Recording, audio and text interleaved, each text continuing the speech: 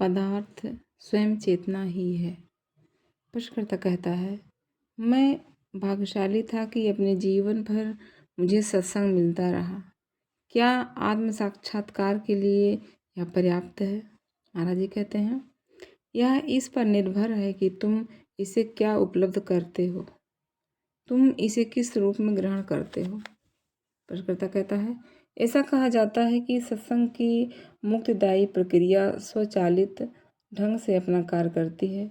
जैसे नदी में बह रहे किसी पत्ते को नदी स्वयं ही सागर से मुहाने तक ले जाती है, उसी प्रकार सत्पुरुषों का सूक्ष्म और मौन प्रभाव मुझे वास्तविकता तक ले जाएगा।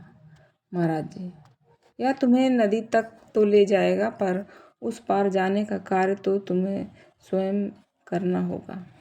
मुक्ति के दृढ़ संकल्प के अभाव में ना तो मुक्ति प्राप्त की जा सकती है और ना इसे स्थिर रखा जा सकता है। मुक्ति पाने हेतु तुम्हें संघर्षरत रहना होगा। कम से कम तुम इतना तो कर सकते हो कि इसके मार्ग के अवरोधों को श्रमपूर्वक हटा दो। यदि तुम शांति पाना चाहते हो तो तुम्हें इसके लिए प्रयास करने पड़ेंगे। केवल चुप बैठ जाने से तुम्हें शांति प्राप्त नहीं हो सकती।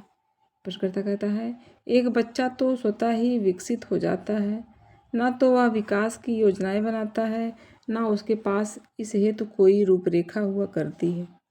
वह खंड खंड करके विकसित होता हो, ऐसा भी नहीं कि शरीर का एक अंश अभी आया हो, दूसरा फिर कभी। वह समग्र रूपेण अनायास अनजाने ही विकसित होता है। महाराज जी कहते हैं, क्योंकि वह कल्पना से मुक्त होता है। तुम भी इस प्रकार विकसित हो सकते हो, पर तुम्हें स्मृति और अपेक्षाओं से उत्पन्न भविष्यवाणियों और योजनाओं में लिप्त नहीं होना चाहिए।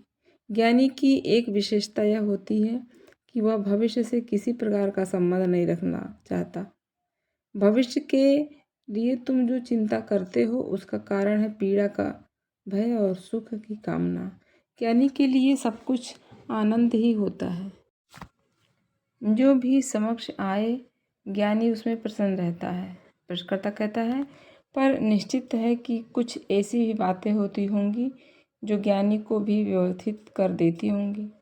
महाराज जी कहते हैं, कठिनाइयों का सामना ज्ञानी को भी करना पड़ सकता है, परंतु वे उसे संत्रस्त नहीं कर पाती। जब माँ अपने शिशु के जन्म से उसके बड़े होने तक उसका पालन पोषण करती है तो यह कार्य अपने आप में अत्यंत दुष्कर दिखाई पड़ता है, परंतु माँ के लिए उन कठिनाइयों की स्मृतियाँ भी आनंददायी होती हैं। संसार में किसी भी प्रकार की कोई त्रुटि नहीं है। त्रुटि यदि है तो वह तुम्हारे इसे देखने के तरीके में ही है। तुम्हें तुम्हारी अपनी कल्पना ही दिग्भ्रमित कर देती है। कल्पना के अभाव में किसी संसार का अस्तित्व नहीं है। संसार तुम्हारी यह दृढ़ भावना ही है कि तुम किसी संसार के प्रति सचेतन हो। जिस संसार की संवेदना तुम कर रहे हो वह चेतना ही से रचित है, उससे ही बना है। जिसे तुम पदार्थ कहा करते हो वह पदार्थ स्वयं चेतना ही है।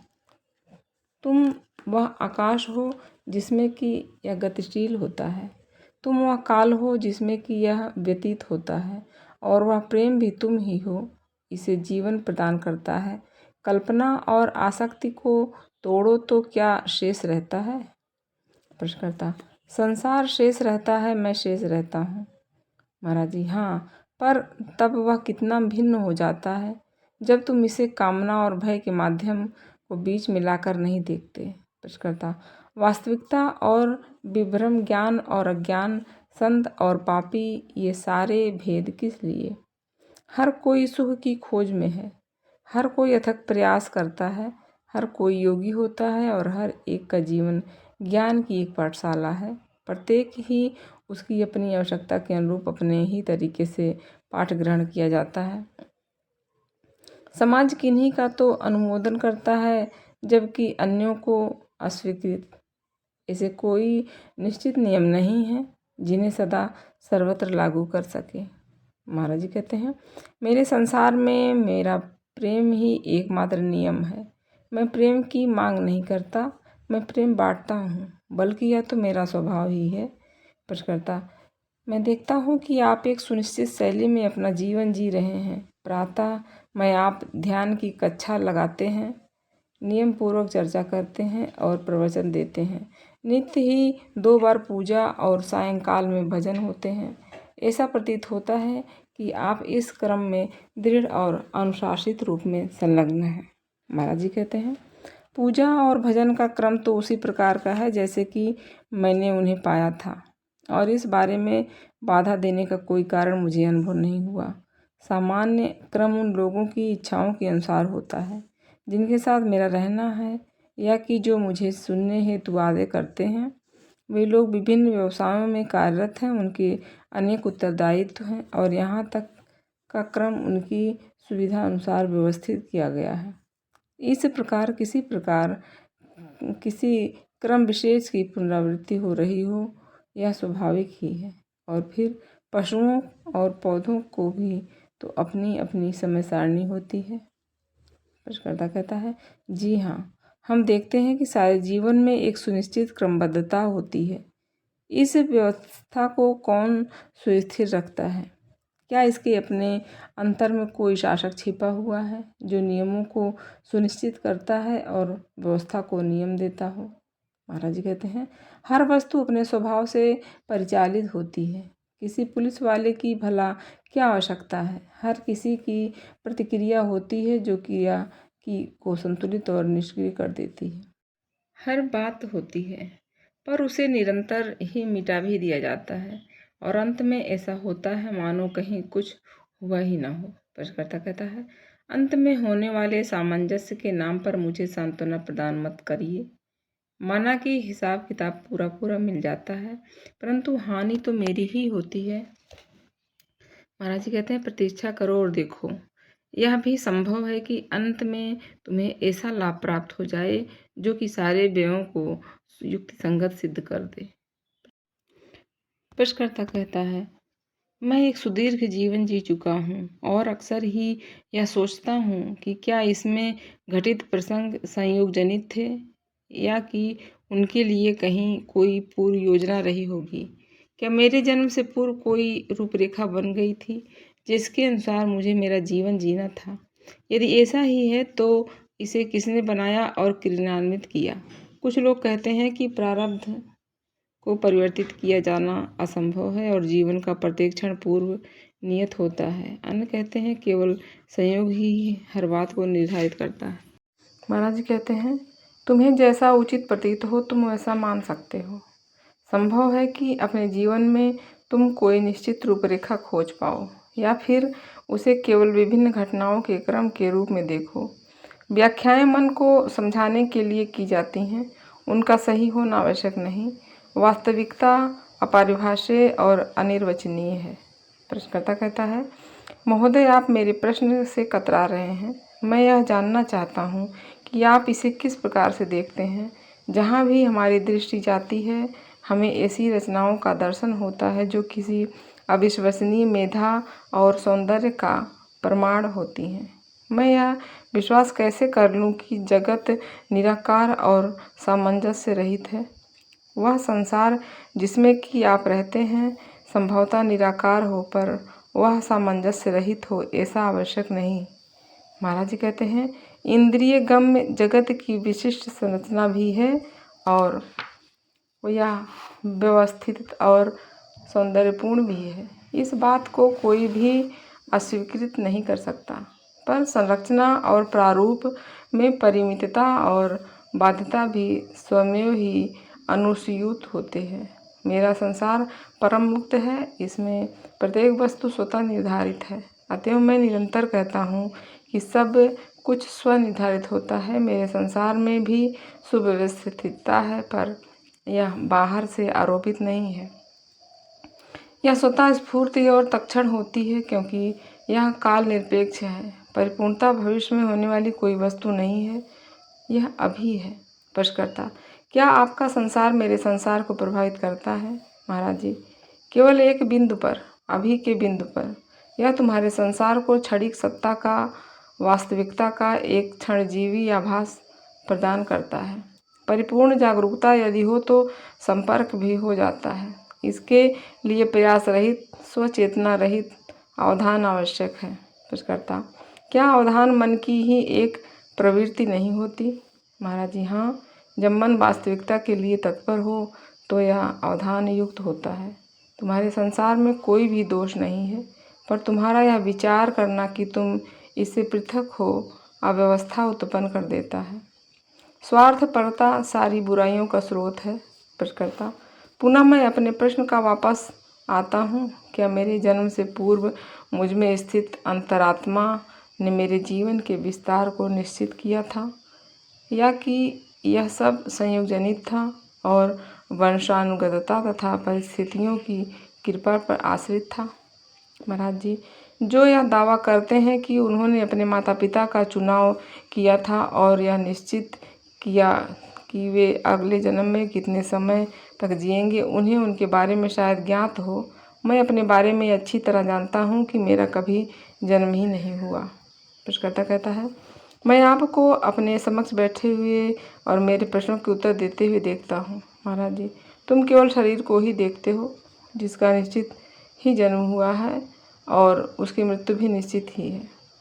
प्रश्नकर्ता, इसी देह मन की जीवन कथा में मेरा अभिरुचि है। क्या इसकी आधारशिला आपने ही रखी थी या कि किसी और ने, या क्या यह संयोगवश ही अस्तित्व में आ गया? महाराज जी, तुम्हारे प्रश्नों से ही त्रुटि है। मैं देह और विश्व के मध्य कोई भेद नहीं देखता। इनमें से प्रत्येक दूसरे का कारण है और सत्यतः तो प्रत्येक ही अन्य है, परंतु मैं इस सबसे बाहर हूँ। जब मैं तुमसे यह कह रहा हूँ कि मेरा कभी जन्म ही नहीं हुआ, तब भी तुम मुझसे निरंतर यह प्रश्न क्यों करते जा रहे हो कि अगले जन्म हेतु मेरी क्या तैयारियां थीं? अपनी कल्पना को जैसे ही तुम दौड़ने की अनुमति देते हो, वह तत्क्षण ही विश्व का सृजन कर लेती हैं, और जैसी तुम्हारी कल्पना वैसा कुछ भी नहीं, और तुम्हारी कल्पनाएं मुझे बांध नहीं पाती। प्रश्नकर्ता कहता है, किसी जीवित देह के निर्माण और संरक्षण के लिए मेधा और शक्ति आवश्यक होते हैं, वे कहाँ से आते हैं? महाराज जी कहते हैं, यह सब केवल कल्पना है। तुम्हारी कल्पना ही सारी मेधा और शक्ति को व्यय कर देती है। इसने तुम्हें इस गहन पूर्णता से सम्मोहित कर लिया होता है कि तुम यह भी नहीं देख पाते कि इस प्रकार तुम वास्तविकता से कितनी दूर भटक गए हो। कल्पना की सृजनात्मकता अत्यंत प्रबल होती है, इसमें संदेह नहीं। इसके आधार पर एक जगत में एक और जगत बना लिया जाता है, परंतु वे सभी उसी आकाश में और उसी काल में अवस्थित हुआ करते हैं, जिनका कोई अस्तित्व ही नहीं होता है। प्रश्नकर्ता कहता है, अभी कुछ समय पहले मैंने एक छोटी सी बालिका का वृत्तांत पढ़ा था, जिसके साथ उसके शैशव में ही अति क्रूर व्यवहार किया गया था। उसे अत्यंत विरूपित कर दिया गया था। उसके शरीर और मानसिक स्तर पर बुरी तरह तोड़ दिया गया था। वह एक अनाथाश्रम में पली बढ़ी और इस बीच अपने परिवेश से पूर्णतः असंबद्ध हो चुकी थी। वह नन्ही बालिका शांत स्वभाव की थी और आज्ञाकारी थी, पर हर रोज हर ओर से उदासीन सी, प्रक्रिया रहित सी थी। जो साध्वियाँ इन बच्चों को देखभाल कर रही थीं, उनमें से एक का यह दृढ़ विश्वास था कि वह बालिका मानसिक स्तर पर मंदबुद्धि नहीं है, बल्कि अपने चारों ओर से खींचकर स्वयं में सिमट गई है और फलतः कोई प्रत्युत्तर नहीं देती।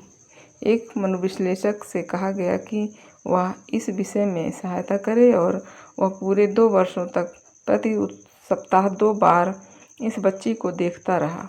पृथकता के उस भाव को जो उस बच्ची के मन पर किसी चट्टान सा बोझ बनकर बैठा हुआ था, वह तोड़ने का प्रयत्न करता रहा। यद्यपि वह बालिका नम्र और भद्र थी, पर वह अपने चिकित्सक पर ध्यान नहीं देती थी। वह उस बच्ची के लिए एक खिलौना खरीद कर ले आया, एक छोटा सा घर जिसमें छोटे छोटे कमरे, टेबल, कुर्सियाँ आदि थे, और ऐसे छोटे छोटे पुतले जो माता पिता और बच्चों की प्रतिमूर्ति से जान पड़ते थे। उनके फलस्वरूप एक प्रत्युत्तर आया। उस बालिका की रुचि जागृत हुई। एक दिन पुराने घाव खुल उठे और बहने लगे। धीरे धीरे वह उनसे उबर गई। अनेक शल्य क्रियाओं के पश्चात उसकी देह और उसका चेहरा पुनः सामान्य हो पाया। और उसे एक सुयोग्य और आकर्षक स्त्री का रंग रूप मिल गया। इस सब में उस चिकित्सक को 5 वर्ष लग गए, पर उसका कार्य सफल हुआ। वह एक सच्चा गुरु था। उसने न तो कोई शर्तें सामने रखी थी और न ही तत्परता अथवा पात्रता आदि की बातें की। बिना श्रद्धा के, बिना किसी आशा के, केवल प्रेम से ही प्रेरित होकर वह बारंबार प्रयास करता रहा। महाराज जी, हाँ, गुरु का यही स्वभाव है।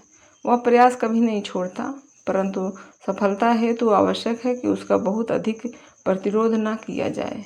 संदेह रखने से, आज्ञाकारिता के अभाव से विलंब हो जाना निश्चित है।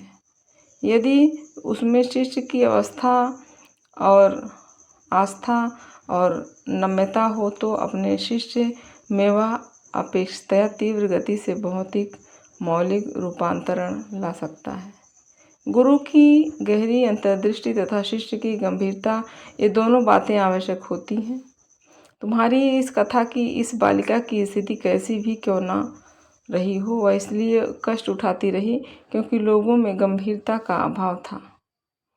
सर्वाधिक कठिनाई बुद्धिजीवियों के संबंध में है। वे बातें तो बहुत करते हैं परंतु गंभीर नहीं होते। तुम जिसे आत्म साक्षात्कार कहते हो, वह एक स्वाभाविक वस्तु ही है। जब तुम तैयार होते हो तो गुरु को प्रतीक्षारत पाते हो। साधना प्रयास रहित होती है। जब अपने शिक्षक से तुम्हारा सम्यक संबंध हो जाता है, तब तुम्हारा विकास होता है। सबसे महत्वपूर्ण यह है कि उस पर भरोसा रखो, वह तुम्हें दिशा भ्रमित नहीं कर सकता। प्रश्नकर्ता, यदि वह मुझसे किसी ऐसे कार्य को करने के लिए कहे जो प्रत्यक्ष रूप से ही गलत है, तो क्या वह तब भी? महाराज जी, अवश्य करो। एक सन्यासी को उसके गुरु द्वारा विवाह करने का आदेश दिया गया था। उसने आदेश का पालन किया और फलस्वरूप अत्यंत कठोर और कटु कष्टों को भोगा, परंतु उसके 4 बच्चे संत और ऋषि के रूप में महाराष्ट्र के महानतम लोगों में गिने जाते हैं। अपने गुरु से तुम्हें जो कुछ भी प्राप्त होता है उसमें प्रसन्न रहो और तब तुम संघर्ष किए बिना ही परिपूर्णता तक विकसित हो जाओगे। प्रश्नकर्ता कहता है, महोदय, क्या आपकी कुछ आवश्यकताएं अथवा इच्छाएं, क्या मैं आपके लिए कुछ कर सकता हूँ? महाराज जी कहते हैं, तुम मुझे ऐसी कौन सी वस्तु दे सकते हो जो मेरे पास ना हो? भौतिक वस्तुओं की आवश्यकता अपने संतोष प्राप्ति हेतु होती है, पर मैं अपने आप में संतुष्ट हूँ। मुझे किसी अन्य वस्तु की आवश्यकता नहीं हो सकती। प्रश्नकर्ता कहता है, पर निश्चित ही भूख लगने पर आपको भोजन की आवश्यकता होती है और रुग्ण हो जाने पर औषधि की। महाराज जी कहते हैं, भूख ही भोजन की व्यवस्था कर लेती है और रुग्णता औषधि की। यह सब प्रकृति का कार्य है। प्रश्नकर्ता, यदि मेरा यह विश्वास हो कि आपको किसी वस्तु विशेष की आवश्यकता है और मैं उसे आपके लिए लाऊं, तो क्या आप स्वीकार करेंगे? महाराज जी, जिस प्रेम से प्रेरित होकर तुम मुझे उसे कुछ अर्पित करोगे, वही प्रेम मुझे उसे स्वीकार करने के लिए भी प्रेरित करेगा। प्रश्नकर्ता, यदि कोई व्यक्ति आपके लिए एक भव्य आश्रम बनाने का प्रस्ताव करे तो? महाराज जी, अवश्य बनाएं। उस पर वह विशाल धन राशि का व्यय भी करे, सैकड़ों को आजीविका दे और हजारों को भोजन। प्रश्नकर्ता, क्या यह भी एक कामना ही न हुई? महाराज जी, बिल्कुल भी नहीं। मैं बस यह कह रहा हूँ कि इस कार्य को वह उदात्त भाव से करे, बाध्य होकर, कष्ट से और अधूरे हृदय से ना करे। वह उसकी ही इच्छा पूर्ण कर रहा है, मेरी नहीं। इसलिए अच्छा ही होगा कि वह इसे सुचारू ढंग से करे और मनुष्यों और देवताओं में ख्याति पाए। प्रश्नकर्ता, पर क्या आप इसे चाहते हैं? महाराज जी, मैं इसे नहीं चाहता। प्रश्नकर्ता, क्या आप इसे स्वीकार करेंगे? महाराज जी, मुझे आवश्यकता नहीं है। प्रश्नकर्ता, क्या आप उसमें निवास करेंगे? महाराज जी, यदि मुझे बाध्य किया जाए तो ही। प्रश्नकर्ता, आपको इस हेतु कौन सा बाध्य कर सकता है? महाराज जी, उन लोगों का प्रेम जो कि प्रकाश की खोज में लगे हुए हैं। प्रश्नकर्ता, हाँ, आपकी बात में बल है। अब कृपया यह बतलाएं कि मैं समाधि में कैसे प्रविष्ट हो सकता हूँ? महाराज जी कहते हैं, यदि तुम सम्यक अवस्था में होते हो, तुम जो कुछ भी देखते हो वह सब तुम्हें समाधि में प्रविष्ट कराएगा, क्योंकि ऐसा तो नहीं है कि समाधि कोई अस्वाभाविक वस्तु हो।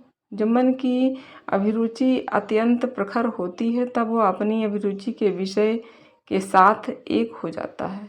दृष्टा और दृश्य दोनों दर्शन में एक हो जाते हैं। श्रोता और श्रुत श्रवण में एक हो जाते हैं। प्रेमी और प्रिय प्रेम में एक हो जाते हैं। हर अनुभव समाधि की आधारभूमि बन सकता है। प्रश्नकर्ता, क्या आप निरंतर समाधि की दशा में अवस्थित रहते हैं?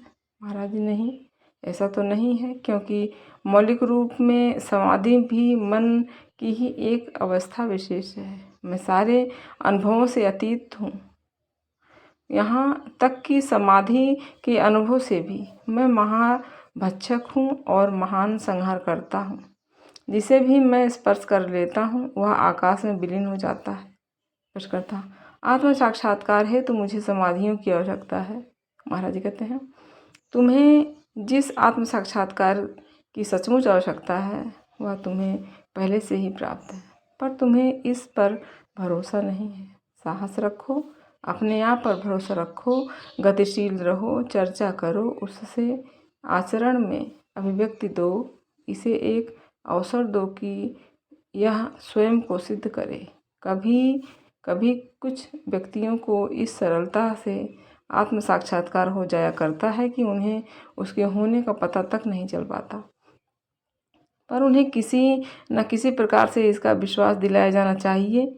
ये रूपांतरित हो चुके हैं, पर इस तथ्य पर उसका ध्यान नहीं जाता। ऐसे अप्रकट रूप में हो जाने वाले आत्म साक्षात्कार प्रायः सर्वाधिक विश्वसनीय हुआ करते हैं। प्रश्नकर्ता कहता है, क्या यह संभव है कि कोई अपने आप के आत्म साक्षात्कार संपन्न होने का विश्वास करता हो और वह भूल में हो? महाराज जी, हाँ, यह बिल्कुल संभव है। मैं आत्म साक्षात्कार संपन्न हूँ, यह धारणा एक भूल ही है। स्वाभाविक अवस्था में मैं यह हूँ, मैं वह हूँ आदि का कोई स्थान नहीं होता।